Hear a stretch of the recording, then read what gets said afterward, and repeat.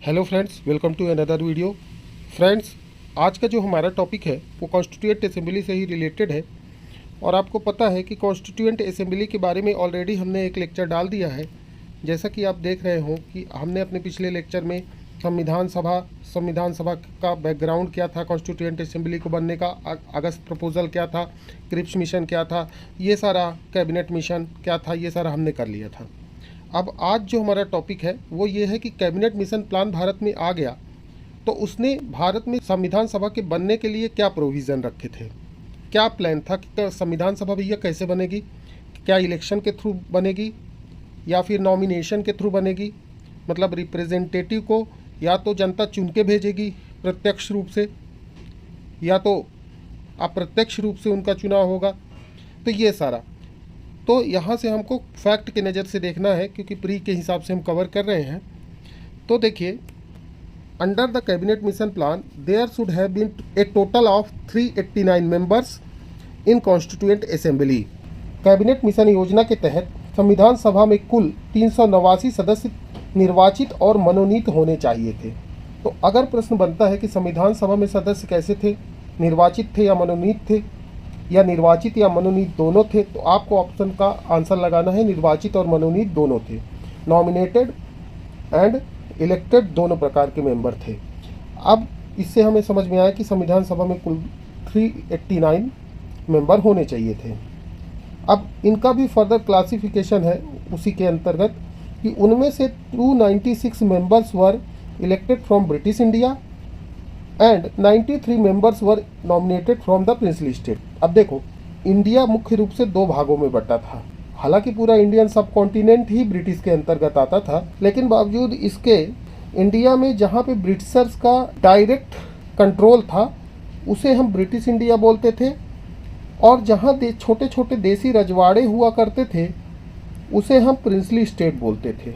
तो संविधान सभा में यह डिसाइड हुआ कि जो ब्रिटिश इंडिया वाला पार्ट है वहाँ से जितने भी मेंबर संविधान सभा में लिए जाएंगे वो इलेक्टेड होंगे, और जो प्रिंसली स्टेट से मेंबर लिए जाएंगे वो नॉमिनेटेड होंगे।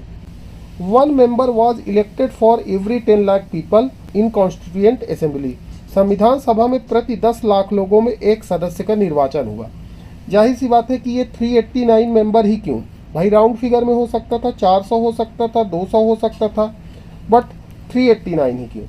उसका कारण था कि 10 लाख की जनसंख्या पे एक रिप्रेजेंटेटिव का चयन करना था, एक व्यक्ति का चुनाव करना था। इसकी सदस्य संख्या 389 थी। चलिए आगे बढ़ जाते हैं। 9 दिसंबर 1946 को संविधान सभा की प्रथम बैठक हुई, जिसकी अध्यक्षता सच्चिदानंद सिन्हा ने की।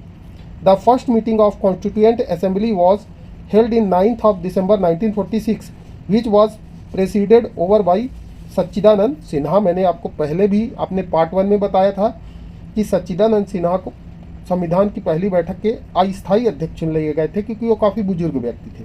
अब देखिए यहाँ पर, जैसा कि मैंने आपको बताया था, the Muslim league boycott the constituent assembly on this day. पहली ही बैठक के दिन मुस्लिम लीग ने संविधान सभा का बहिष्कार कर दिया। अब देखिए, इनका तो सेपरेट नेशन का था, पाकिस्तान इनको चाहिए था, इसलिए इन्होंने जो है कॉन्स्टिट्यूएंट असेंबली का बहिष्कार कर दिया। सर, यही कारण है कि a total of 27 members participated in this meeting. यही कारण है कि यहाँ पर मुस्लिम लीग ने बहिष्कार कर दिया। 389 सदस्य होने चाहिए थे। मुस्लिम लीग के 73 सदस्य पूरे तो अनुपस्थित नहीं थे, फिर भी मैक्सिमम थे। इसके अलावा प्रिंसली स्टेट के भी जो सदस्य थे वो अभी यही नहीं डिसाइड कर पा रहे थे कि वो अपना खुद का कॉन्स्टिट्यूशन बनाए कि इंडिया के कॉन्स्टिट्यूशन में शामिल हो। ठीक है, तो उन्होंने भी नहीं पार्टिसिपेट किया। यही कारण है कि 389 जैसा बड़ा नंबर था और महज 207 मेंबर जो है उपस्थित थे, और इसी कारण से ये संख्या आपको डिफर करके अलग अलग एग्ज़ाम में अलग अलग क्वेश्चन में पूछा जाता है, तो आप कंफ्यूज मत होइएगा। अब देखिए, वही चीज़ यहाँ पर एक्सप्लेन की गई है कि the reason for the presence of less member in the assembly was the boycott of Muslim League 73 members, पूरे तो नहीं किए थे, मैक्सिमम किए थे, and the absence of some princely state. वही चीज़ यहाँ पर मैंने एक्सप्लेन कर दी है, तो आई होप आप समझ गए होंगे। आगे बढ़ जाते हैं। अब देखिए, यहाँ कुछ और फैक्ट देख लेते हैं। Second meeting of constituent assembly, तो 11 दिसंबर 1946 को सेकंड मीटिंग हुई। सर पहली मीटिंग 9 दिसंबर को हुई। इसके अस्थायी अध्यक्ष सच्चिदानंद सिन्हा बने और जो दूसरी मीटिंग है वह 11 दिसंबर को हुई, जिसके अध्यक्ष जो है यहाँ पर परमानेंट राजेंद्र प्रसाद बना लिए गए। राजेंद्र प्रसाद संविधान सभा के स्थायी अध्यक्ष चुने गए। कब sir? Second meeting of constituent assembly जो 11 दिसंबर 1946 को हुई थी। अब हम थर्ड मीटिंग देखते हैं। 13 दिसंबर 1946 को हुई और इसी दिन पंडित जवाहरलाल नेहरू ने अपना ऑब्जेक्टिव रेजोल्यूशन, जो आज हमारे कॉन्स्टिट्यूशन का प्रियम्बल है, जो हमारे संविधान की आज प्रस्तावना है, यह ऐतिहासिक रेजोल्यूशन 13 दिसंबर 1946 को ही प्रस्तुत किया गया था।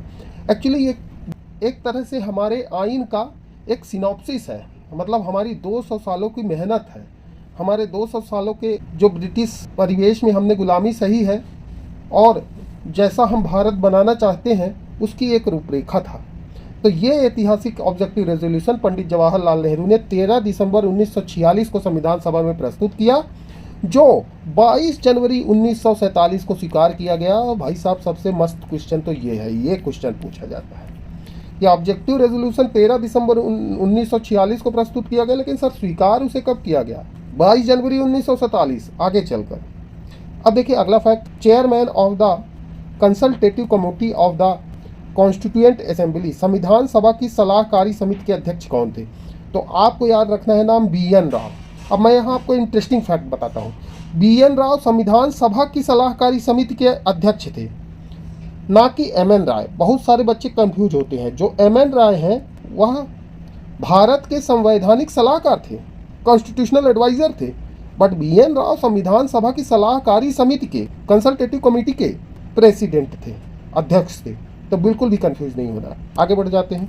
अब देखिए भारतीय संविधान को बनाने में कितने दिन लगे भैया? भारतीय संविधान को बनाने में 2 वर्ष 18 माह और 11 दिन का समय लगा। मतलब आपको ये ध्यान रखना है data, it took 2 years 18 months and 11 days to create the Indian constitution. भारतीय संविधान को बनाने में 2 वर्ष 18 माह और 11 दिन का समय लगा। अगला फैक्ट देखिए, the Indian constitution was passed and adopted on, sir इस दिन हमारा जो कॉन्स्टिट्यूशन था उसे पार्शियली जो है पारित कर दिया गया। वो डेट थी 26 नवंबर 1949। आपको ये डेट याद रखनी है। A total of 284 members were present in the constituent assembly on 26 of November 1949। तो इस दिन का भी आपको याद रखना है कि जब संविधान पार्शियली लागू कर दिया गया, पूरी तरह से लागू नहीं किया गया, वो लेटर 26 जनवरी 1950 को लागू हुआ, तो उस दिन 26 नवंबर 1949 के दिन जब पार्शियली ये लागू हुआ तो कितने सदस्य उपस्थित थे? आपने ध्यान रखना है 284, ये डाटा वो आपको याद करना ही पड़ेगा। पाकिस्तान के बनने के बाद संविधान सभा में सदस्यों की संख्या 299 रह गई। ध्यान देने लायक है कि इस डाटा को आप याद रखिएगा कि पाकिस्तान के बनने के बाद 389 टोटल थे।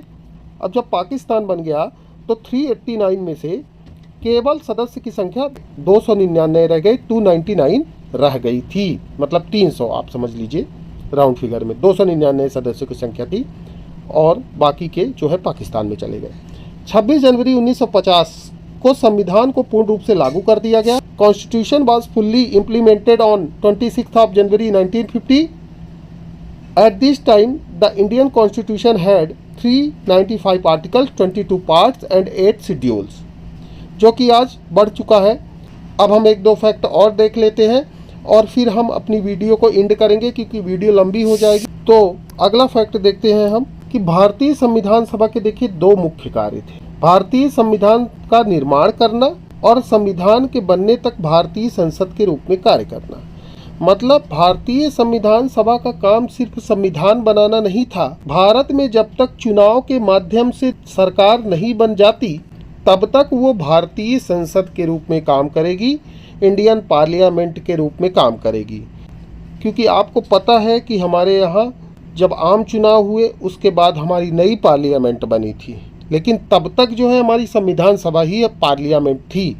फर्क यह था कि जब संविधान सभा भारतीय संविधान का निर्माण का कार्य कर रही होती थी तब उसके अध्यक्ष राजेंद्र प्रसाद हुआ करते थे, और जब वही संविधान सभा संसद के रूप में पार्लियामेंट के रूप में कार्य करती थी, तब उसके अध्यक्ष गणेश वासुदेव मावलंकर हुआ करते थे, जीवी मावलंकर। अब देखिए यही चीज़ यहाँ पर लिखी हुई है। The Indian constituent assembly had two functions to frame the Indian constitution. Then chairman कौन होंगे? Rajendra Prasad. To function as Indian parliament until the constitution is made. जब तक संविधान बन नहीं जाता तब तक जो है भारतीय संविधान सभा इंडियन पार्लियामेंट के रूप में काम करेगी, भारतीय संसद के रूप में काम करेगी, और तब इसके चेयरमैन गणेश वासुदेव मावलंकर होंगे। आई होप आपको वीडियो पसंद आई होगी। अगर आपको हमारी वीडियो पसंद आ रही है तो प्लीज़ हमारे चैनल को सब्सक्राइब करिए। MPPSC से रिलेटेड पॉलिटी का नेक्स्ट लेक्चर मैं कॉन्स्टिट्यूएंट असेंबली का लेके आऊँगा, जो कि कॉन्स्टिट्यूएंट असेंबली का आखिरी लेक्चर होगा। उसके बाद हम पॉलिटी के अलग पहलुओं को देखेंगे, फंडामेंटल राइट्स वगैरह, या जो भी कुछ शेड्यूल के हिसाब से होगा वो मैं पढ़ाऊँगा। तब तक के लिए जय भारत, जय हिंद, धन्यवाद।